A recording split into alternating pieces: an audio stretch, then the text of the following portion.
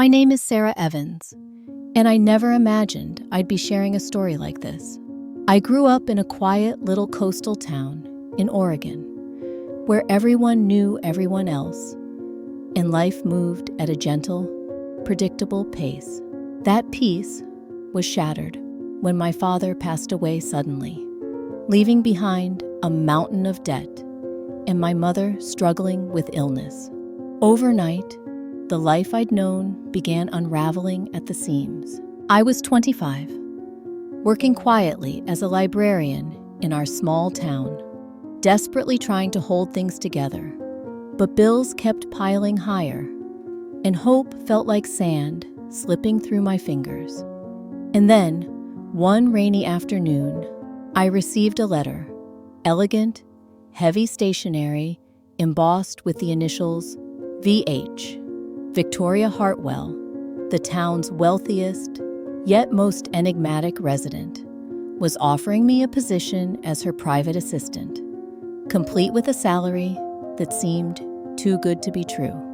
I hesitated. Something about the offer felt mysterious, perhaps too perfect. But desperation makes you brave. Or maybe just reckless. With my mother's medical bills mounting, I knew I didn't really have a choice.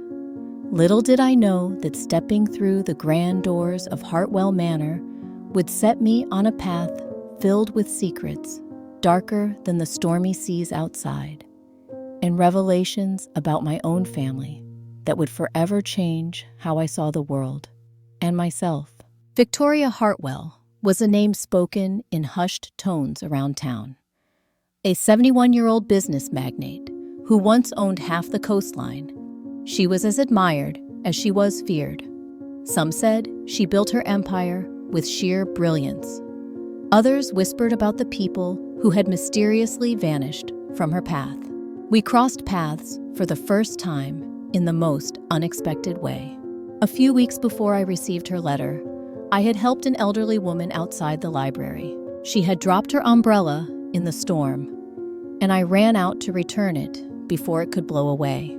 I didn't know it then, but that woman, drenched, dignified, and barely hiding a smirk, was Victoria herself. Apparently, that brief act left an impression. Or maybe she had already known who I was and simply wanted to see me up close. Either way, she reached out with an invitation that sounded more like a summons. When I entered her drawing room for the first time, she was already seated, composed, elegant, and watching me like a chess master studying the board. "You're exactly as I imagined, Miss Evans," she said, voice smooth, like polished marble. "And I believe we can help each other." What followed was not a job interview. It was a proposal, one that would blur the line between obligation and manipulation, kindness and control. I should have walked away, but I didn't.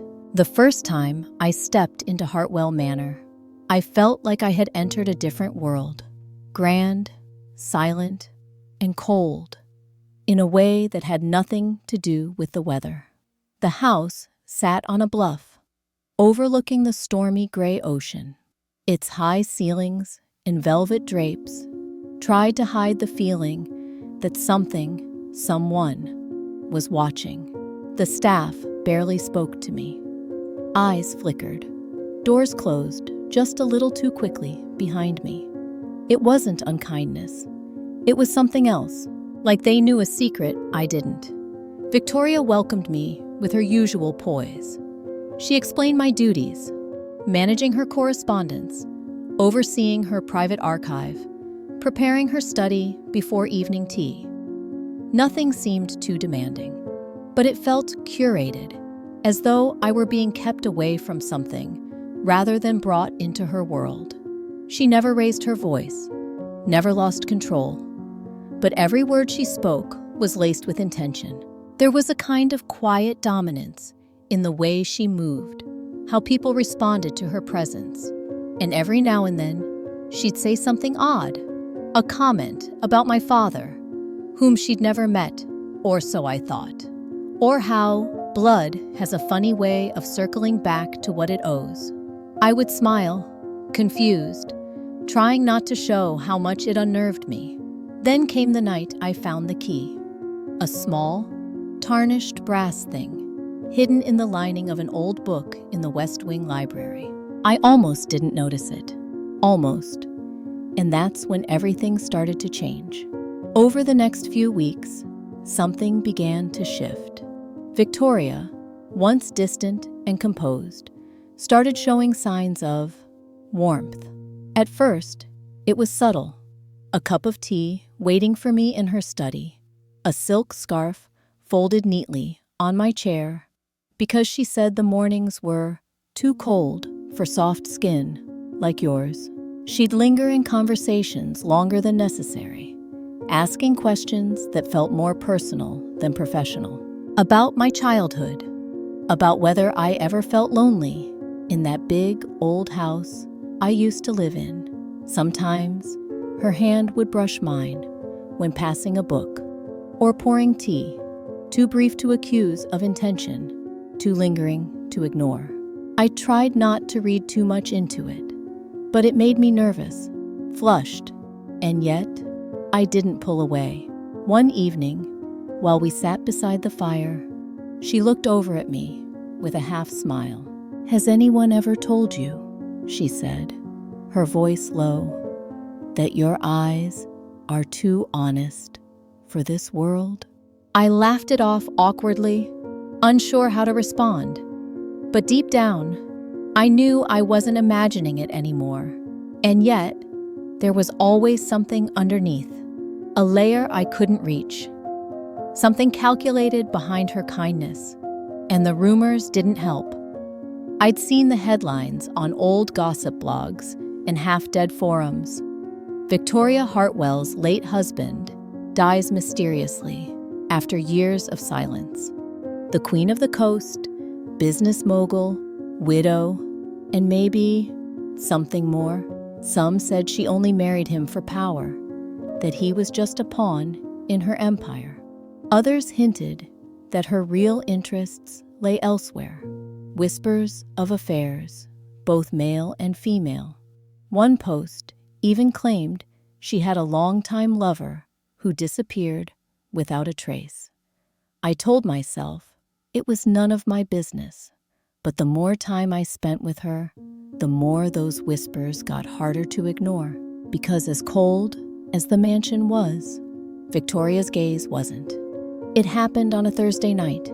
Rain lashed against the windows like it was trying to claw its way in, and the wind howled up from the cliffs like some forgotten ghost.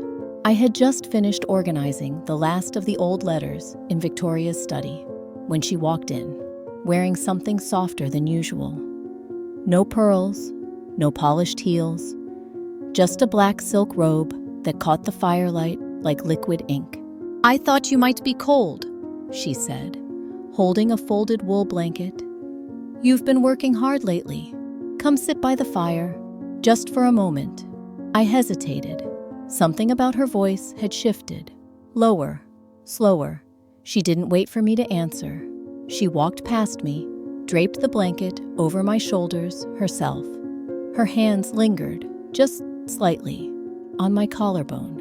My breath caught. She sat beside me, closer than usual. Our knees almost touched. "You know," she began, staring into the flames, "I never planned on bringing anyone into this house again. After he died," she trailed off. "Everyone assumed I was grieving, but grief is a clever disguise for freedom, isn't it?" I didn't know what to say. My chest tightened. She turned to look at me, direct, searching. "I see something in you, Sarah," she whispered. "Something the world would try to break, but I won't let it." And then, without asking, because Victoria Hartwell never asked, she leaned in and kissed me. Not a question, but a statement. Slow, intentional. For a second, my body froze, caught between shock and heat. And then, The warmth of her lips, the scent of her perfume, jasmine and something darker, flooded into me like smoke. When she pulled away, she smiled faintly. "You're welcome to leave, but if you stay, things between us won't be quite the same." I couldn't speak, not yet. And I wasn't sure if I wanted to stay, or if I was already too deep inside her world to ever leave. The moment I crossed the threshold, I felt it. This wasn't just a room, it was a stage. And I was the only actor who hadn't read the script. Thick velvet curtains muffled the storm outside. Candles flickered low along the moles, casting elongated shadows that seemed to move with a will of their own. The floor beneath my bare feet was warm, too warm, like someone had been walking there just moments before. Victoria stood still, almost statuesque, by the grand piano in the corner. She didn't speak at first, just looked at me. That same gaze I'd come to know too well. Unreadable, indulgent, dangerous. "You wore the dress," she finally said. Her voice was like honey stirred into something darker. "It suits you, almost too well." I opened my mouth to say something, but no sound came. She walked toward me slowly, heels silent against the rug, stopping just a breath away. "You think I'm cruel," she murmured, brushing a lock of hair behind my ear. "But Sarah, haven't you ever wondered what it feels like to be chosen, to be seen, fully and still desired?" I froze. My body wanted to recoil, but my mind, trapped between fear and fascination, couldn't decide.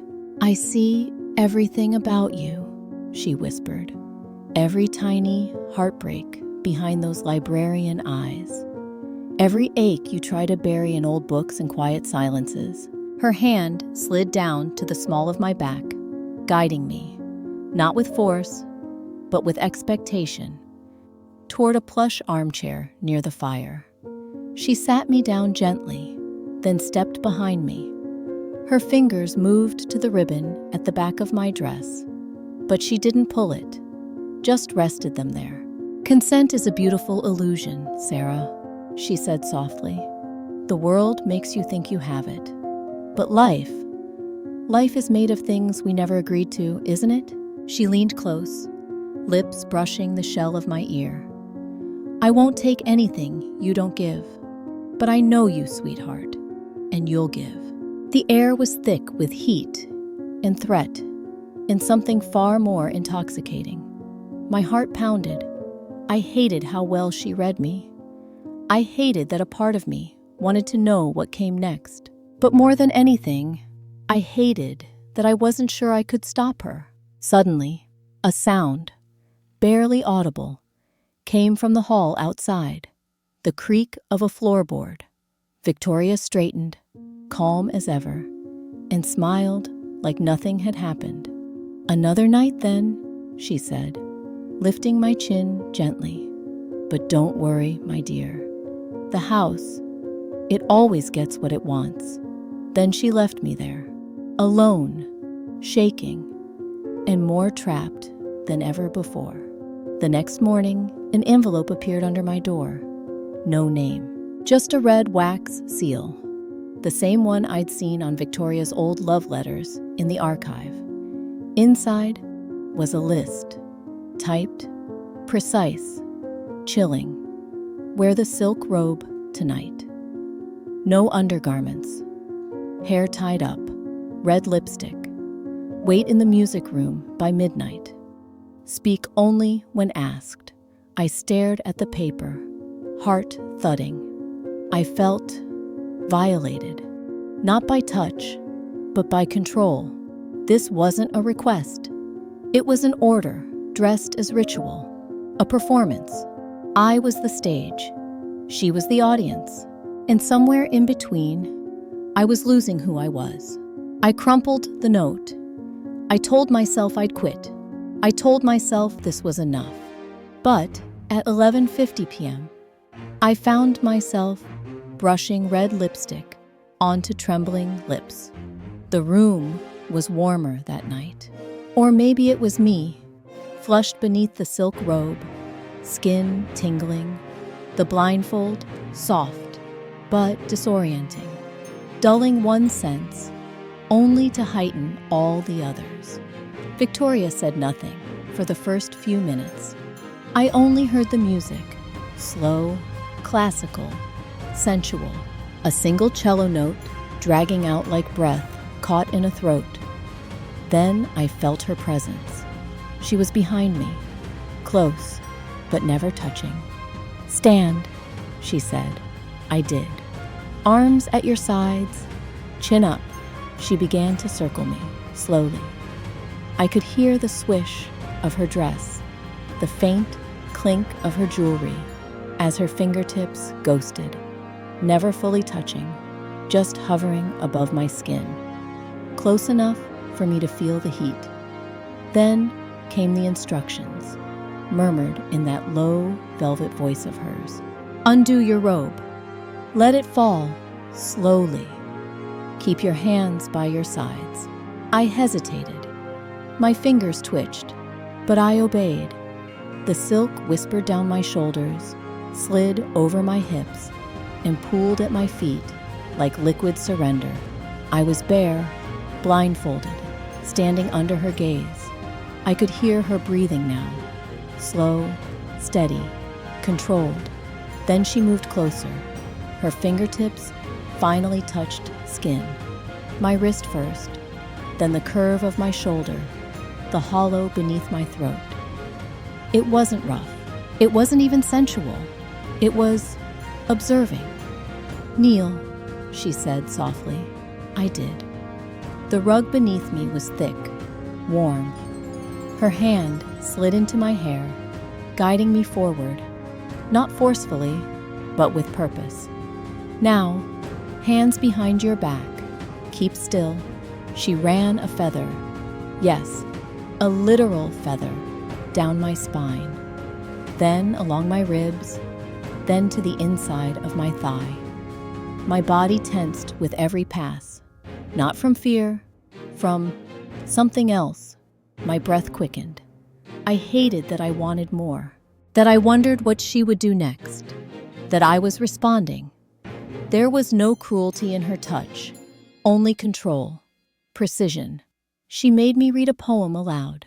Sappho, soft, erotic. My voice trembled. She didn't speak again until the very end. "You're learning," she said, leaning down. "You're beautiful when you surrender." And then she kissed my shoulder. A single, delicate kiss, like reward or ownership.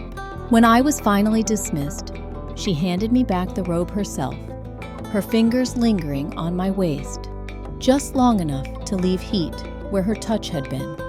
I returned to my room in silence. My body was humming, every nerve still singing from the things I had felt. But once the door closed, once the robe dropped to the floor again, I collapsed, ashamed, confused. What was happening to me? How could I feel desire under control? How could my body respond to something my mind refused to name? I stared at myself in the mirror, red lipstick smeared, blindfold lines still faintly creased on my skin. And for a moment, I didn't recognize the woman looking back. "This isn't you," I whispered. "This is her game, her sickness, not your truth." I reminded myself of my mother, of Marina, of Clara, of the trunk, of the missing women whose names had been erased from this house, like dust swept under rugs. Whatever I was feeling, whatever stirred inside me tonight, it didn't matter. I would not become her next Clara. I would use this, pretend, obey, just enough to finish what I started. And then I would burn this house of secrets to the ground. I started keeping a journal, not for therapy, not for clarity, but for evidence. I needed to remind myself what was real, what I had agreed to, and what had simply happened. The lines were blurring too fast. Each entry began the same. You are still Sarah. You still have a choice. But each night, it felt more like a lie. Victoria never raised her voice. She never forced a hand. But her presence was like gravity, constant, suffocating, inescapable. She praised me when I complied, fell silent when I didn't. It wasn't discipline. It was disappointment. And somehow, that hurt more. Then came the night I found the photo. It was buried inside a drawer in her study, behind a stack of aged land deeds and brittle telegrams. A faded black and white image of a younger Victoria, laughing, carefree, her arms around a girl no older than 17. The girl's face was familiar. It took me a day to realize why. She looked just like me. Not exactly, but close enough to turn my stomach. I turned the photo over. One word, written in ink now smudged with time. Marina. That name. I'd heard it before, in a whisper, a half-conversation between the maids that stopped the moment they noticed me. The next morning, I went to the library, her private one.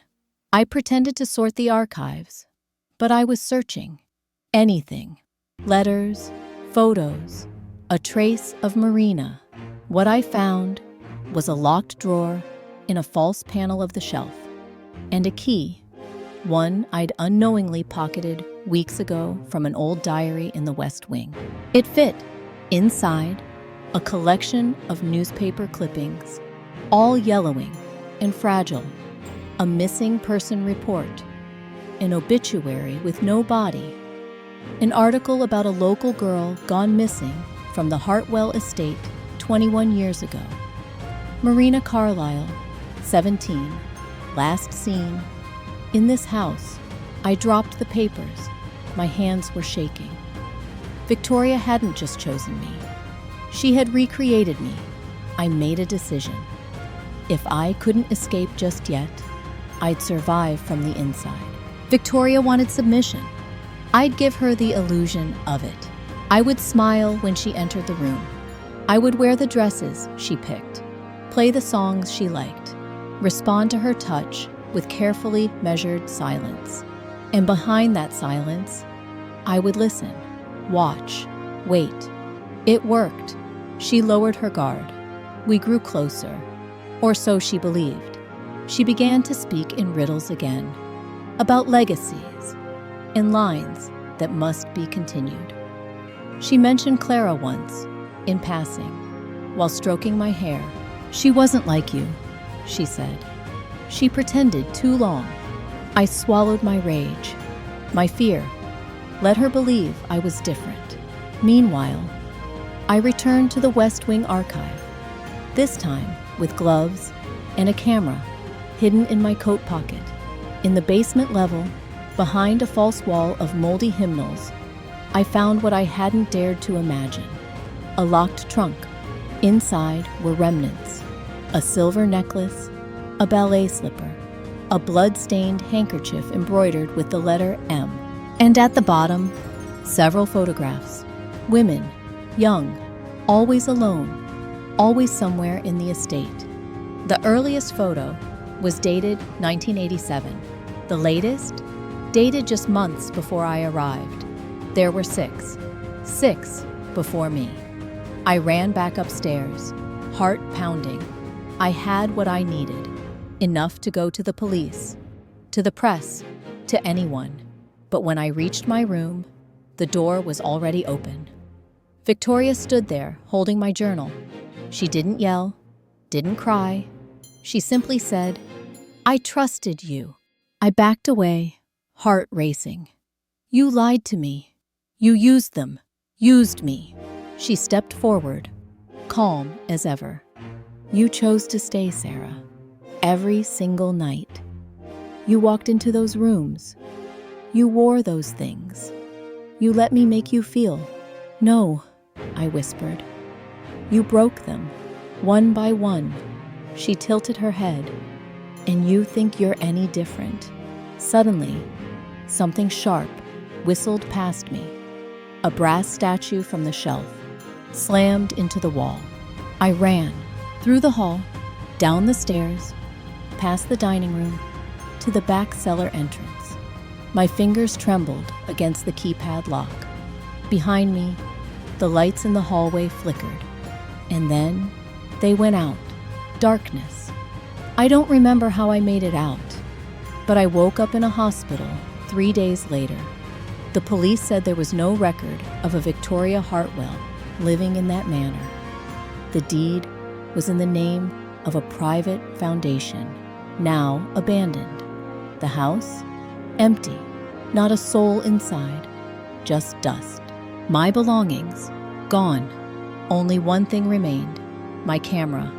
And inside it, 5 of the 6 photographs were missing. The only one left was of me, taken through the window, dated 2 days before I ever received her letter. That was only the beginning. I moved to a new town. I changed my name, but sometimes I still hear her voice in my sleep. And sometimes, late at night, I get the feeling I'm not alone. Like someone's still watching, waiting. Because maybe, just maybe, I never left the house. Do you want to hear what happened next? Comment down below and let me know. I just might tell you soon.